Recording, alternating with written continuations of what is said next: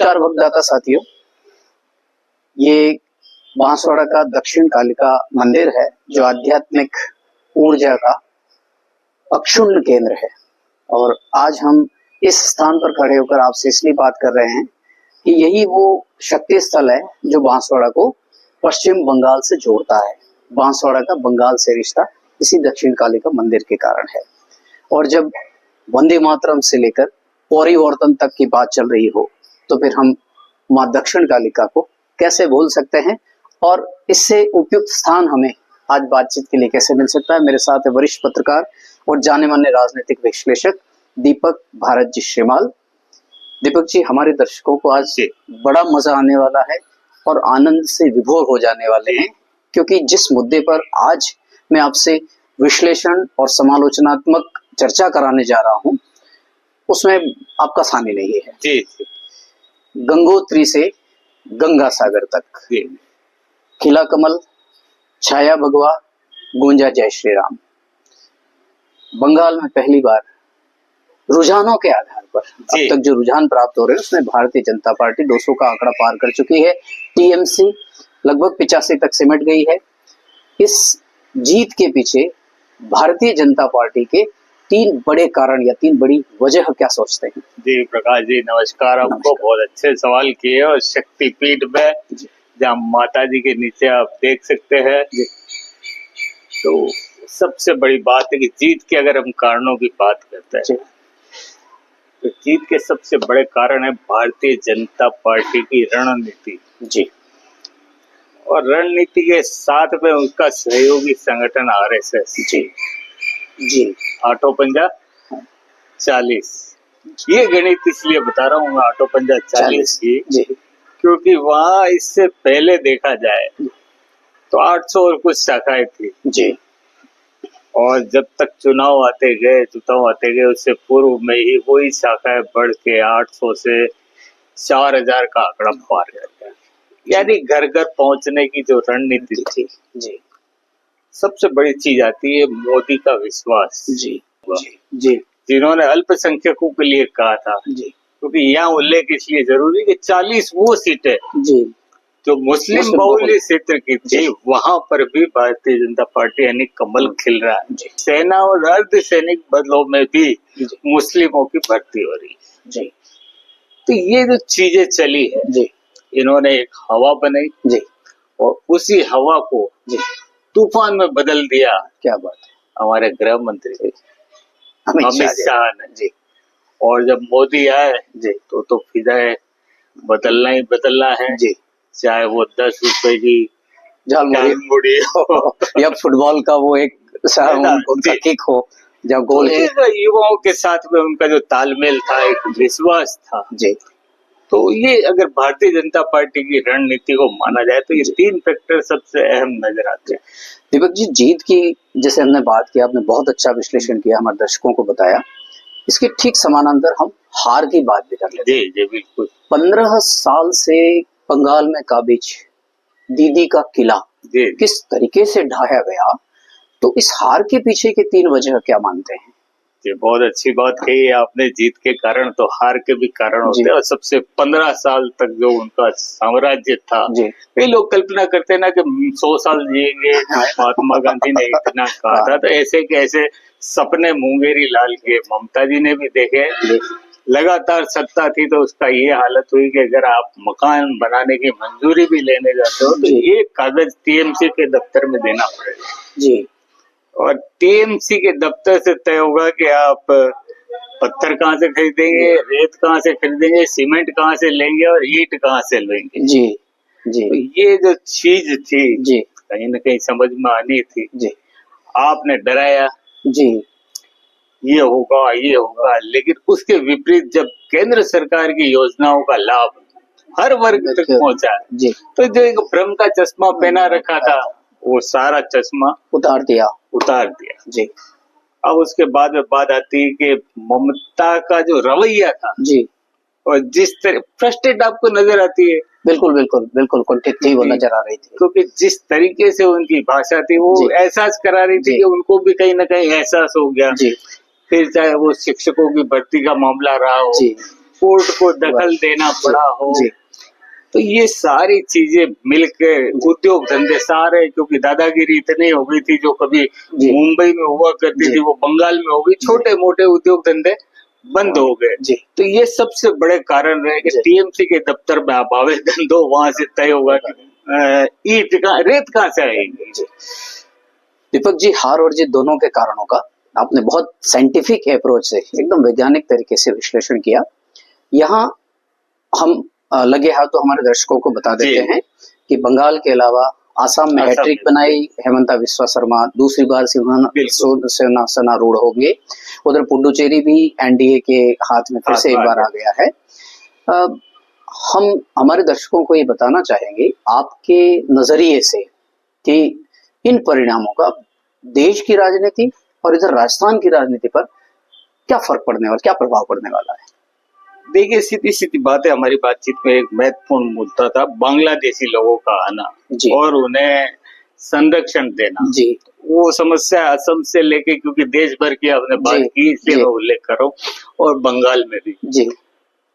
अब जो स्थानीय लोग हैं और जिनको जो योजनाओं का लाभ मिल रहा है, उसी लाभ का हिस्सा अगर बांग्लादेशी यहाँ आता है तो वो लेगा, तो मतलब आपका नुकसान करेगा। ये धीरे धीरे लोगो की समझ में आ रहा है।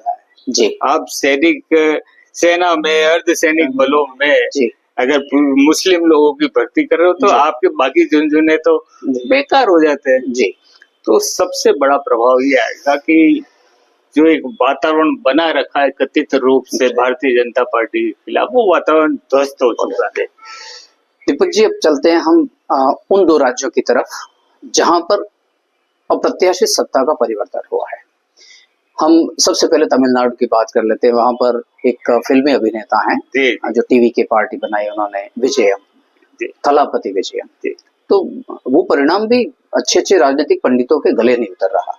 तो इसके पीछे, इस अप्रत्याशित जीत के पीछे क्या कारण मानते हैं? कहीं ना कहीं आप दिखता हुआ भारतीय जनता पार्टी वहाँ शून्य मान लो या नहीं के बराबर मान लो, लेकिन उसके बावजूद ये संकेत दे रहा है, और ये संकेत है कि भारतीय जनता पार्टी आने वाले वर्षों में वहां पर भी काम शुरू कर रहा है। उस परिणाम का एक सबसे बड़ा फैक्टर मुझे ऐसा लगा दीपक जी कि इन 5 राज्यों के नतीजे, अभी तो रुझान आए हैं, लेकिन नतीजों के बाद ऐसा लगता है कि फिलहाल भारत पूरी तरह लेफ्ट मुक्त हो गया है। जी बिल्कुल बिल्कुल। अभी आपने हाल ही में देखा होगा 600 करोड़ की आवासीय योजना सिर्फ मुस्लिमों के लिए। अगर आप इस तरह के करते इस हिंदुस्तान में करोगे जो अनेकता में एकता वाला देश है, वहाँ ये चीजें अब नहीं चलेंगी। वो दौर चला गया जब आप डराया करते थे, धमकाया करते थे। अब सब राज्यों में, चाहे यूपी ले लो, मध्य प्रदेश ले लो, कहीं ले लो, कहीं दंगे नहीं, कहीं कुछ नहीं। बिल्कुल, आपने दंगों की बात की तो मैं अभी भी एक जो एग्जिट पोल आए थे, एग्जिट पोल के उस संभावित परिणामों पर मैं चर्चा सुन रहा था, उसमें बहुत अच्छी बात उभर के आई थी। 2021 में पश्चिम बंगाल में 27 हिंसात्मक वारदातों में 27 तो मौतें हुई थी और 60 जगह बमबारी हुई थी। लेकिन वही आपने जो अर्धसैनिक बल, चुनाव आयोग की, भारत निर्वाचन आयोग की पुख्ता और बिल्कुल सैल्यूट करने लायक व्यवस्थाओं ने न कोई हिंसात्मक घटना, न कहीं कोई बमबारी। हम सीधे चलते हैं दीपक जी केरल के परिणाम, केरलम की तरफ। सचिन पायलट चीफ ऑब्जर्वर बनाकर भेजे गए थे और क्या पसीना बहाया उन्होंने, और उनके पसीने की उनके मेहनत का परिणाम भी मिला, रंग भी लाई। तो केरलम में जो यूडीएफ, एलडीएफ गया, यूडीएफ की सरकार जो कांग्रेस एक प्रकार से वो आई है।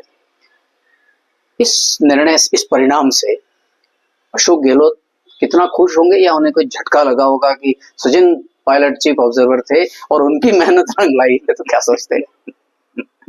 गहलोत 175 पार तो हो गए जी, और जिस तरह पे हम लोग खड़े हैं, मैंने देखा था हरदीप जोशी जी, तो उनका अंतिम चुनाव जी, वो चल नहीं सकते थे, बोल नहीं सकते थे, और उस समय मैं तो प्रत्यक्ष प्रमाण रहा हूँ जी, ढूंढा जा रहा था बांसवाड़ा में कोई युवा चेहरा जी लाया जाए जी, और गहलोत जी को भी ये पता होगा जी, ये पता होगा अब जो वही खेल जो उनके थे, अब खेल क्योंकि नए लोगों का युग है और सचिन पायलट जी, क्योंकि आप माने ना माने जी, आप माने सर करते हैं तो वो 25 सितंबर याद दिलाता जी, बिल्कुल दिलाते हैं वो, जब सोनिया गांधी की, हाँ, है ना, इतना बड़ा अपमान करने वाला अगर आज जिस पार्टी में रह जाए जी, तो उसके बाद उस पार्टी का अस्तित्व क्या है। दीपक जी, उम्मीद करते हैं कि सचिन पायलट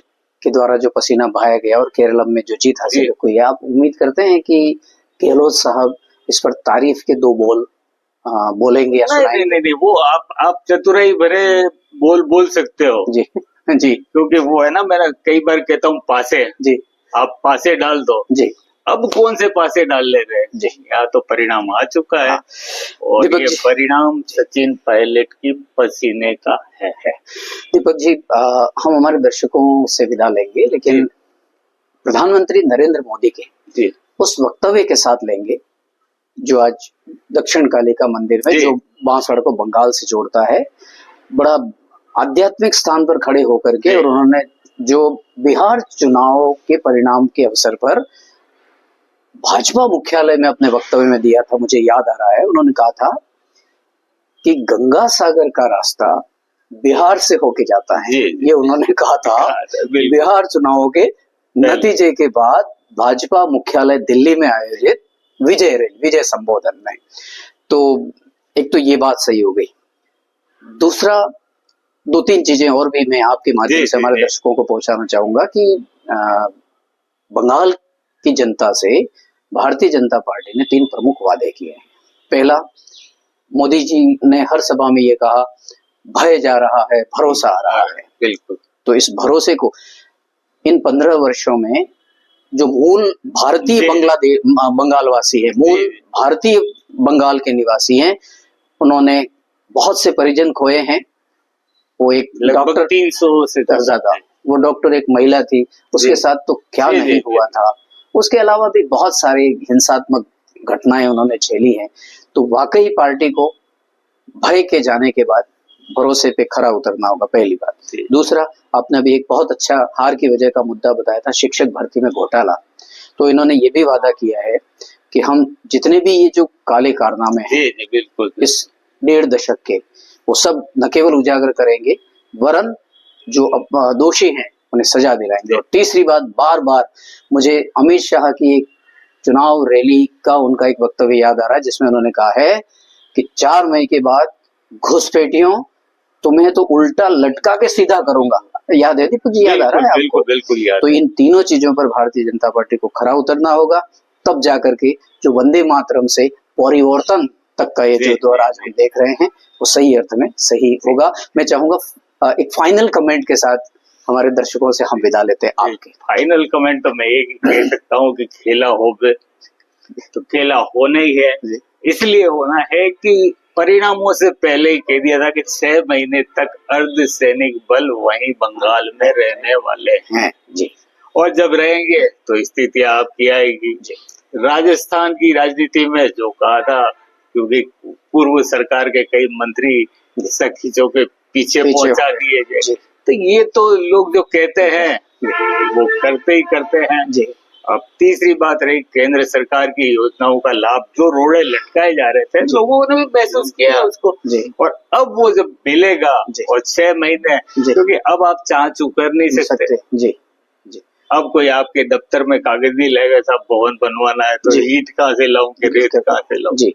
तो चलते चलते बंगाल से बांसवाड़ा को जोड़ने वाली माँ जगदम्बा दक्षिण कालिका के चरणों में नमन करते हुए आज की इस हमारे संवाद को हम यही विराम देते हैं।